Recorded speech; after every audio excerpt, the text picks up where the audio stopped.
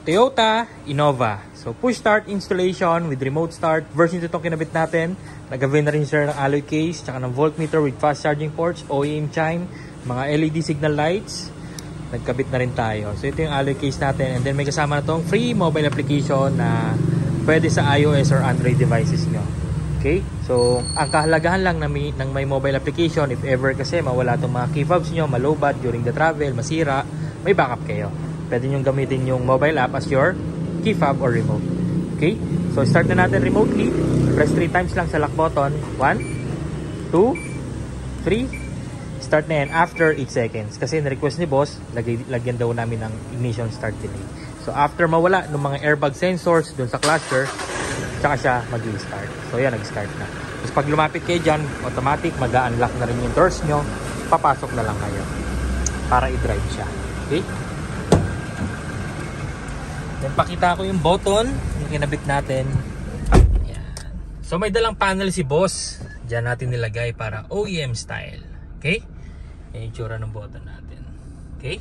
So yung dati yung susian yan, nakatakip na. Okay? So mas maganda nga naman. May panel na kasama. So pwede naman yung guys magdala kayo ng panel nyo. Kasi wala kami binibentang ganito eh. Yan. Para mas maganda. OEM style. Pag aksidente na pindot, hindi mamamatay yung kotse. Unlike sa kasa or sa push start ng kasa, pag pinindot mo, mamamatay. Ito hindi. Mas safe siya for me. Kaya, yan. Tapos manual transmission, neutral lagi, tsaka handbrake. Kapag nakababa si handbrake, di nyo siya mare-remote start. Okay?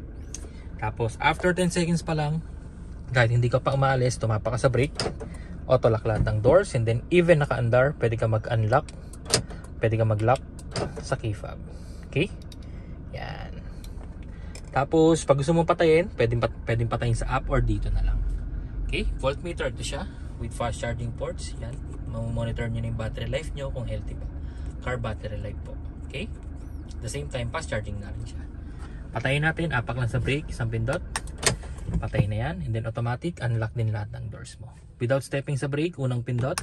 Accessories. Gagana nyo yung mga orasan nyo, mga chargers, mga head unit. Pangalawang pindot. Bubukas yung cluster, pwede nyo lang itaas or ibaba yung bintana nyo nang hindi naka-start yung kotse. Okay? Pangatlo, patay. Pag gustong start, apak sa brake, isang pindot. And then yun nga, may ignition start delay. So after 8 seconds, saka siya mag-i-start kapag nawala na yung airbag sensors, nag-check engine na yung kotse. Siya na yung mag-automatic, magde-delay para sa kanya. Okay? So free yung ignition start delay and optional. Okay? Kayo na bahala. Mag-decide, sabihan nyo lang kami kung gusto nyo na may ganun.